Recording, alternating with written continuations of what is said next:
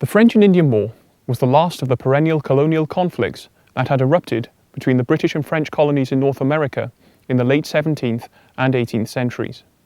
The preceding conflicts, which included King William's War, Queen Anne's War, and King George's War, were indeed violent and bloody affairs, but were not in any way strategically decisive.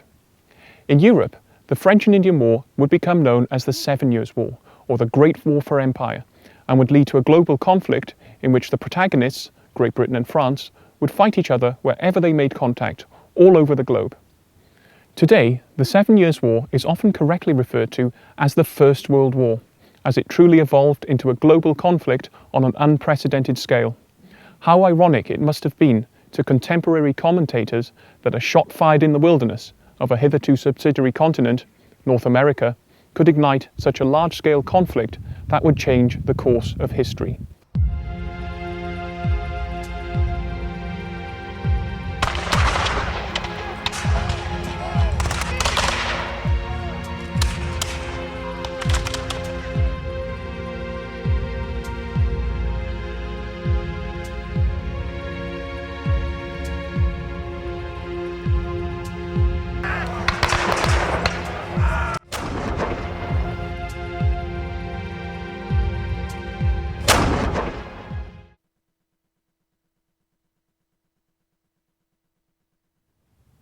The legendary Fort William Henry was the site of one of the war's most controversial incidents, the Massacre of Fort William Henry. Today, the reconstructed fort stands amidst the modern Lake George village, but in the mid-18th century, it was one of the most isolated and dangerous posts in British North America, both prior to and after the infamous massacre of August 1757. The fort and its vicinity bore witness to the full horror of guerrilla warfare in all its guises. Indeed, the origins of Fort William Henry can be traced to the aftermath of the Battle of Lake George, which occurred in September 1755. In this engagement, British colonial forces, led by William Johnson, and a combined French regular, Canadian, and Native American army, under the command of Baron Dieskau, clashed in one of the conflict's most ferocious pitched battles.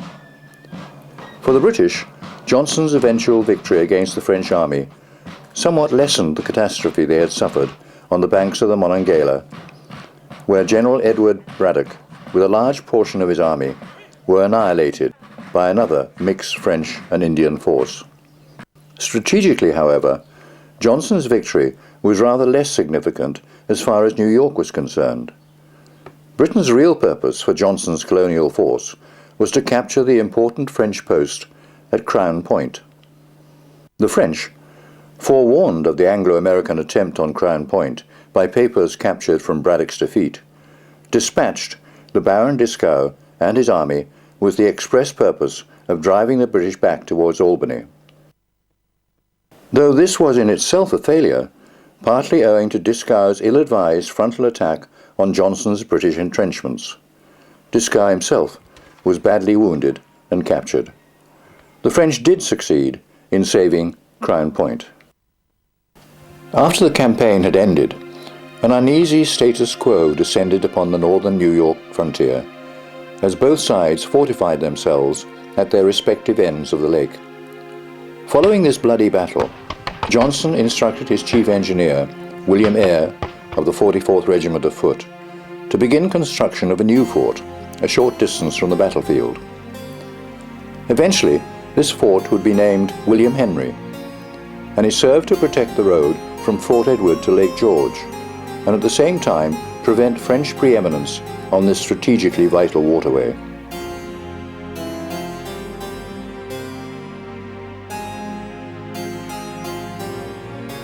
Fort William Henry was an earth and timber construction, built in the style of many French forts of the period that were inspired by the genius of Sébastien Vauban. The wooden walls of the fort were 30 feet thick, and the two log faces were filled with beach sand to absorb the impact of musketry, cannon, and mortar fire.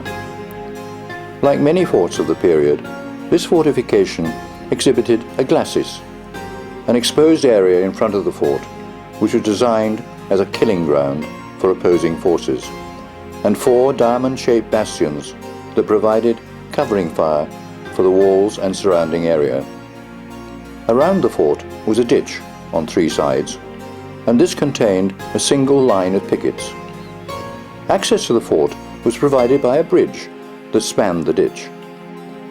In terms of the number of men it could hold, the fort was rather small, being able to accommodate 400 to 500 soldiers.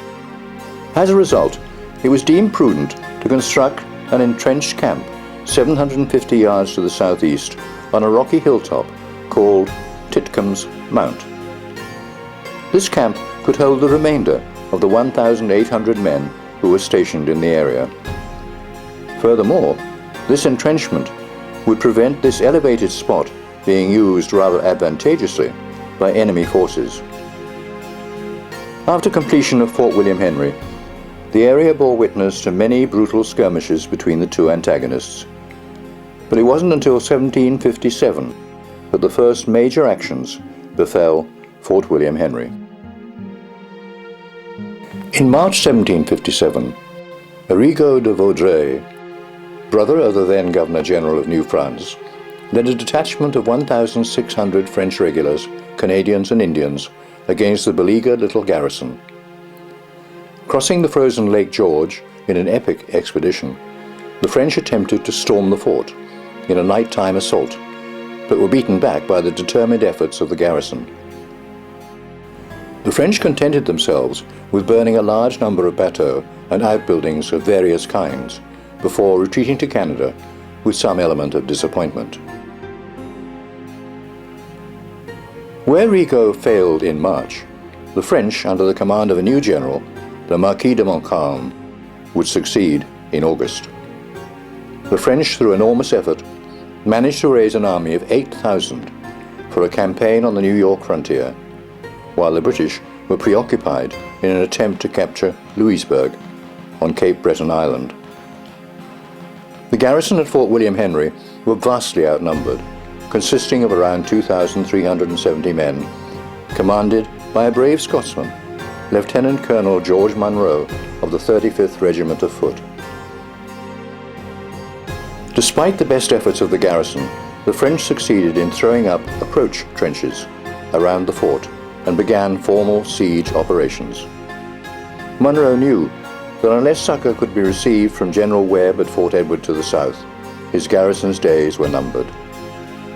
The French bombarded the British fort, an entrenched camp, incessantly over a 4-day period. Munro bravely declined an initial French offer of surrender, but knew that his command rested on the actions of Webb. Unfortunately, Webb decided it would be prudent to sit fast at Fort Edward, and by a dispatch runner informed Munro that he ought to surrender. This unfortunate soldier was intercepted by French Indian allies, and Montcalm held his trump card until he had an opportunity to again summon the fort's surrender. After 4 days' bombardment, with morale low, the fort badly damaged, most of his cannons dismounted, and casualties amassing in the entrenched camp and fort, Munro was forced to ask for terms. Knowing that Webb would not give him the succor he desperately needed, Munro and his garrison surrendered on August the 9th, 1757.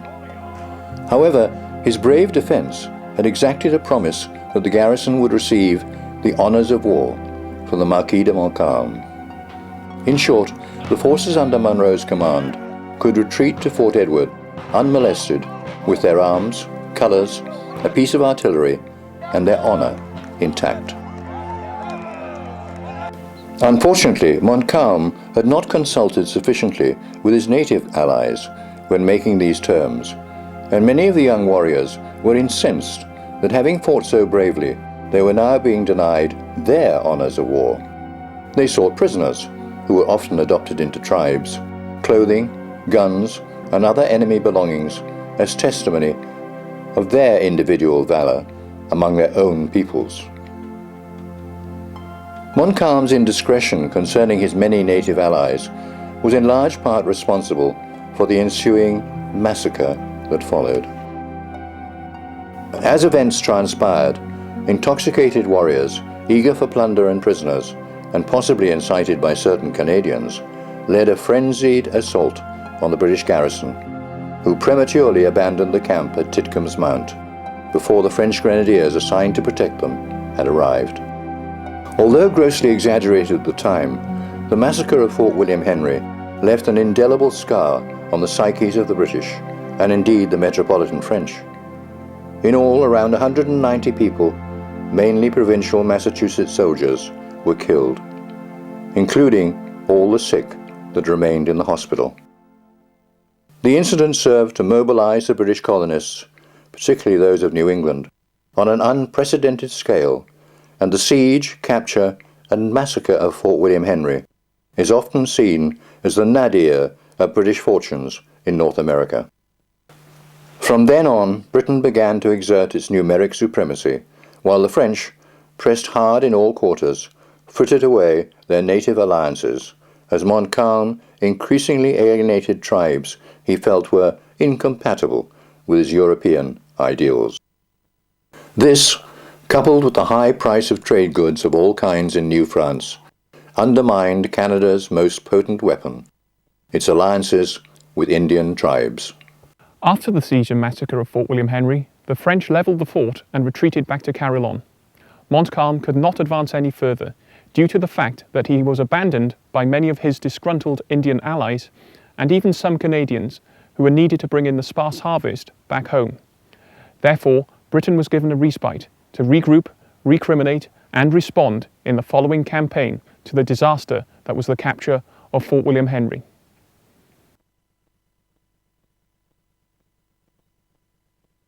Construction of the somewhat unnecessary Fort George, as it became known, was begun by Major General Geoffrey Amherst in 1759. Why Amherst felt it necessary to construct this fortification, a short distance from the aforementioned Titcomb's Mount, is uncertain. The French had been removed from Ticonderoga, and Amherst himself was in full-scale preparation for an assault on France's remaining New York-based posts at Crown Point. As it was, only one bastion of the fort was ever completed, and can still be seen amidst the woods of Lake George's Battlefield Park today. The structure has been reinforced in the years preceding its construction, and today one can still picture the planned-for scale of this unfinished, though impressive, structure.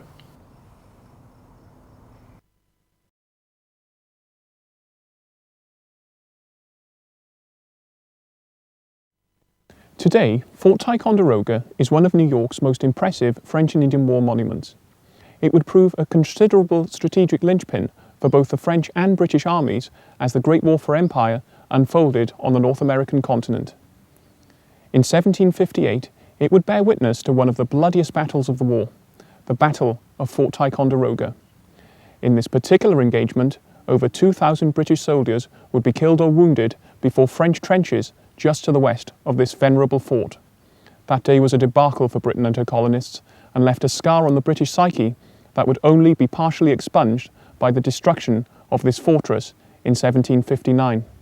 For the French and their enigmatic commander, the Marquis De Montgome, the victory at Ticonderoga would be one of the war's greatest accomplishments. Construction of Fort Ticonderoga by the French, who then called the site Carillon after a sound of a nearby waterfall, was begun in 1755 under the guidance of the Marquis de Lotbinière. It was a typical fortification of the Vauban era and was based along geometrically precise lines that made the utmost of flanking fire and defensive redoubts. At first, construction of the fort was rather protracted, but the site did have a rather good command of Lake Champlain and even Lake George. Thus it was far better suited to the task of protecting the entrance to Lake Champlain than the antiquated Fort St. Frederick, which had previously been relied upon for this role. By 1757, Fort Carillon was still largely incomplete and consisted mainly of earth and timber, rather different to the stone structure that dominates the landscape today. In this year, Fort Carillon was the staging post for Montcalm's successful assault on the strategically important Fort William Henry to the south. This, of course, resulted in the capture of that post and the highly controversial Massacre of Fort William Henry. In 1758, the British, stung by the loss of Fort William Henry and other disasters that befell them previously in the war, formulated a strategy for conquering the considerable irritant that was Fort Carillon, from whence countless French armies and small raiding parties devastated the New York frontier. The British amassed an army of 15,000 men under the command of James Abercrombie, hardly an inspiring or tactically nuanced leader, for the assault on this infamous post. Despite the shortcomings of Abercrombie, the British Army did have the services of a Brigadier Lord Howe, an inspirational young officer who was energetic, tactically adept, and aware of the reformations needed to make the British Army successful in the American wilderness. He was the true commander of this expedition. In July 1758, the British flotilla advanced northwards along the magnificent Lake George, confident that with such an overwhelming force, the French would soon be defeated. Upon landing, the principal forays were to be made by Lord Howe, Rogers Rangers, and other specialist forces, who were to lead an advance party to reconnoiter the woods that stretched from the Army's landing place. In North America, skirmishes often erupted when two bodies met incidentally in the seeming impenetrable wilderness of that virgin continent. It was one such meeting that would cost the British their enigmatic young commander when the advanced British column, led by Howe, met a smaller French force by sheer accident. The French, who themselves had become lost earlier in the day, unleashed a volley of fire from their concealed location, and after several volleys from both sides, Lord Howe fell to the ground, having been killed instantaneously by a bullet through the heart. Howe's death struck a melancholy chord throughout the Anglo-American army, and it seemed to many contemporaries that the unfolding disaster that ensued can be attributed to the death of Brigadier Lord Howe. With Abercrombie now in sole command of the force, the British undertook movements in the direction of the fort. Despite the death of Howe, they still vastly outnumbered the French, who had only around 3,500 men, mainly regular troops from France, with which to oppose Abercrombie's 15,000. Nevertheless, in the time afforded to Montcalm in the period following Howe's death, the French had constructed a formidable abattis and fortifications, now known as the French lines, on a precipice just to the west of the fort. Montcalm knew that to lose this height would condemn Fort Carillon and his small army. Thus for the French, it really was a case of victory or death. Fortunately for Montcalm, Abercrombie played right into the French general's hands, overconfident in the British ability to overcome works he felt were insignificant. Abercrombie launched his force headfirst into the powerful French lines. Had he brought up his extensive artillery train, Abercrombie would have forced a French retreat, but, impatient for success, he relied solely on the muskets, bayonets, and broadswords of his brave army, there being a considerable presence of newly raised Highlanders in his force. The ensuing battle was a disaster for the British, and would enter into the folklore of the Black Watch as one of that regiment's bloodiest days. Time and again the courageous Scots hurled themselves against the French rampart, only to be cut down in scores beneath a mass of tangled trees with sharpened branches emanating from all directions. Amazingly, some Highlanders managed to enter the French lines, but were bayoneted on the spot by French grenadiers held in reserve in case of this eventuality. For the British, the battle was a disaster, and without hope of storming the French works, they were forced into a retreat, having lost 1,900 men, mainly Highlanders. This battle was arguably Montcalm's finest hour. He had defeated 4 times his number in a tactical action that would dissuade even the boldest of chancers from playing this particular hand. Nonetheless, his gamble paid dividends. The British were routed, and the French had won a hitherto inconceivable victory. In 1759, another large force of 9,000 British, led by the methodical Geoffrey Amherst, advanced once more against Fort Carillon. This time, with events at Quebec preoccupying General Montcalm, Carillon possessed a garrison of only 400 men with which to oppose the British. The die had truly been cast, and the French commander of the fort, Brigadier General Chevalier de Bourlamaque, knew the game was up. After 4 days of siege, he retreated northwards after ordering some of his men to destroy the fort. This order was duly obeyed by the detonating of the powder in the main magazine. The French succeeded in destroying much of the fort. But the British were not to be daunted by this. They occupied the now ruined fort, renamed it Ticonderoga, and set about rebuilding it. Amherst also proceeded to build a fleet that would finally drive the French from Lake Champlain and all of what is now New York. Ticonderoga would serve as a significant military post in the American Revolution, but after that war eventually fell into decay. Today, it is an unparalleled treasure in America's colonial heritage and is rightly seen as one of the United States' finest monuments to a bygone but enormously important era.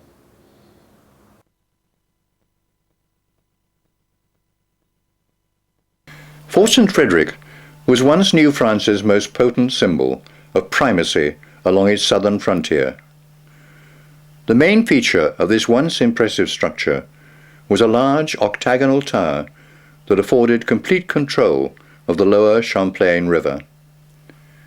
Nevertheless, against a fully equipped European army, St. Frederick would have been of little use. The walls, according to contemporaries, were unable to withstand a prolonged cannonade. That said, at the time of construction, the fort's purpose was mainly to protect the settlers whom the government hoped to induce to colonize the area, and of course impress upon the natives the military supremacy of New France. Indeed, at this time, the appearance of a large regular army before the walls of the fort was very remote indeed. As part of the plan for the British campaign of 1759, Fort St. Frederick, guardian of the lower Champlain Valley, was one of the objectives of the British commander in New York region, Geoffrey Amherst. Amherst has often been described as an overly cautious, even laborious commander, and to many his building of an unnecessary fort at the head of Lake George, Fort George, in addition to his seeming lethargy in taking to the field in that momentous year, is seen as testimony to this. Nevertheless, after the fall of Ticonderoga, Amherst proceeded to dispatch the men of Rogers' Rangers to reconnoitre the once powerful Fort St. Frederick. Amherst was aware that an army of around 3,000 men were camped in the vicinity of the fort in order to protect the approaches to Montreal.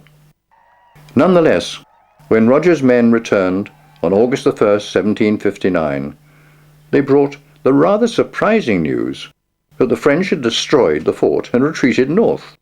Amherst thus proceeded forward, occupied the ground abandoned by the French, and took stock of the situation. Thus ended French presence in this region. Britain now controlled the lower Lake Champlain waterway, and to all intents and purposes had secured New York from any major French incursion. A short distance from Fort St. Frederick, also overlooking Lake Champlain, is the extensive, impressive Fort Crown Point. This powerful fortress was constructed by Amherst in 1759, following his capture of the nearby Fort St. Frederick, and was one of Britain's largest American fortifications, certainly in the northern colonies. To walk within the walls of this structure today, one can still almost smell the piped clay and polish of the soldiers who would have been garrisoned here. Although not in pristine condition, the barrack buildings in particular betray a very British military order, and in their heyday would have been able to accommodate a large force of regulars and other Allied soldiers. To put the scale of the fort and its outworks into perspective, the entire complex covered 3.5 square miles and was 4 times larger than the old French fort that it replaced. Today, one can still walk some of the ramparts and bastions of the fort, and when doing so, its scale and relative strength as a defensive position become apparent. The fort was never fully completed and was not called upon to serve its principal role. It is true that the site was occupied by various armies during the American Revolution, but the fact that much of the fort was leveled by an accidental explosion in the powder magazines in 1773, precipitated by a chimney fire, it must be added, rendered it a less useful site for military operations.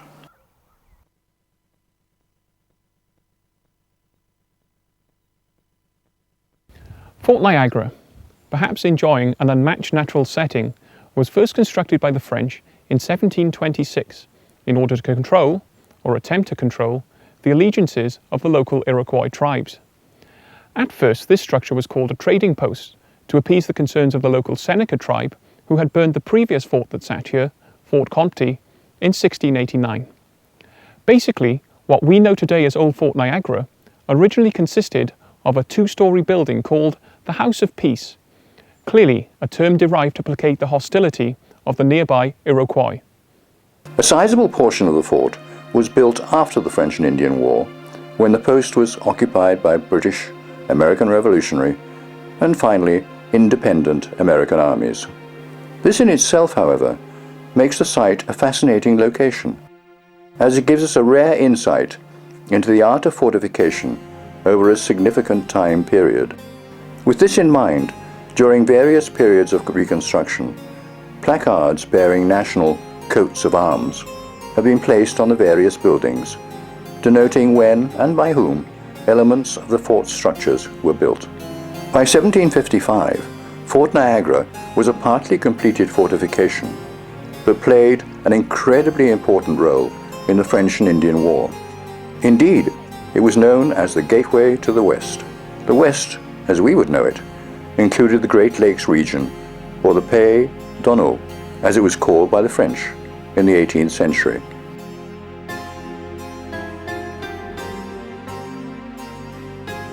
To exemplify Niagara's importance further, it was also the region's most significant entrepot that provisioned the French forts based along the interior of the continent, from Niagara through the Ohio Valley and Louisiana, and at the same time served as a base for numerous diplomatic efforts with the area's native tribes.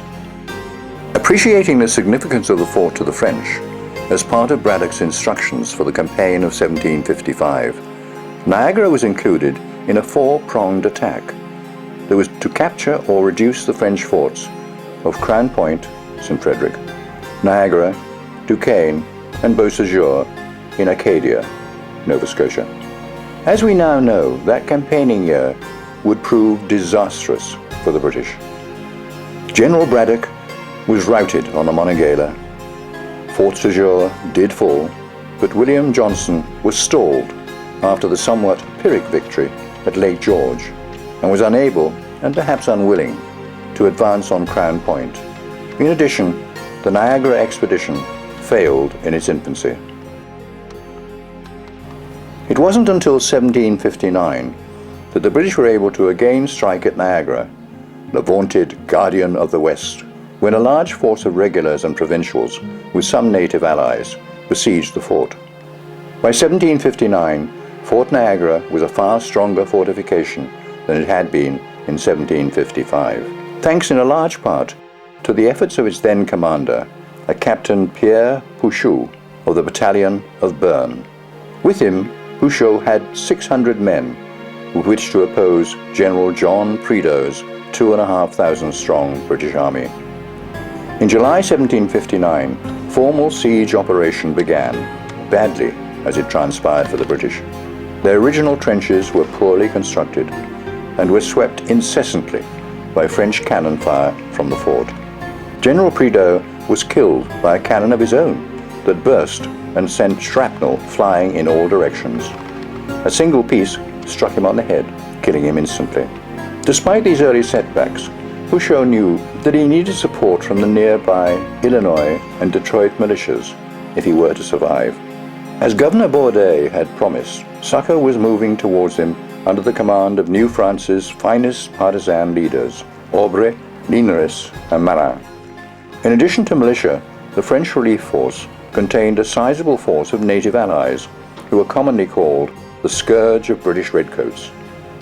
The latter were terrified by the Indians' infernal war cries that enveloped them during engagements in the darkness of North America's abounding forests.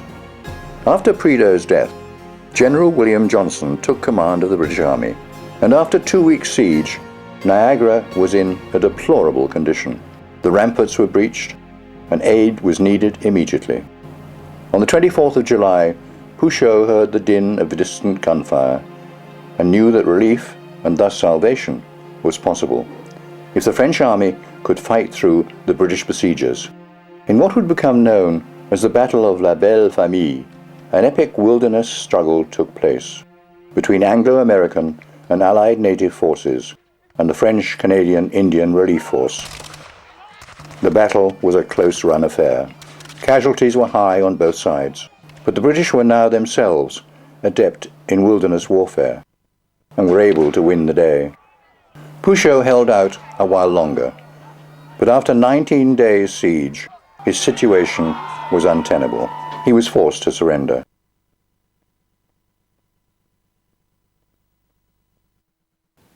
With the Guardian of the West captured, French posts at Detroit, Michilimackinac, the Illinois, and indeed all the additional interior posts were now impossible to hold. With the capture of the strategically vital Fort Niagara, and of course Fort Duquesne to the south, the British had, by 1759, won effective control of the interior of the North American continent. Today, Fort Niagara is an invaluable treasure spanning the colonial and early Republic years. Certainly, there are few sites anywhere that represent a nation's struggles, successes, and growth as comprehensively as old Fort Niagara does. The French and Indian War heritage of New York is a profound and omnipresent reminder of the sacrifice, courage, and determination of all the peoples involved in that momentous conflict. Although a bygone era, the French and Indian War would help shape the world as we know it today. Thus its importance in the history of all mankind can scarcely be understated. For without British victory in this conflict, the United States as we know it would arguably not exist. Therefore, can it be said that this colonial conflict has had a lesser impact on the course of humanity than any other of the major conflagrations of the 18th, 19th, 20th, and 21st centuries? If the case is no, then the remaining French and Indian war sites, not only in New York State, but all over the North American continent, are attractions that have relevance, directly or indirectly, to the lives of every single person on Earth today. In short, the French and Indian War monuments of New York and America are a truly striking and sensational heritage that must never be taken for granted.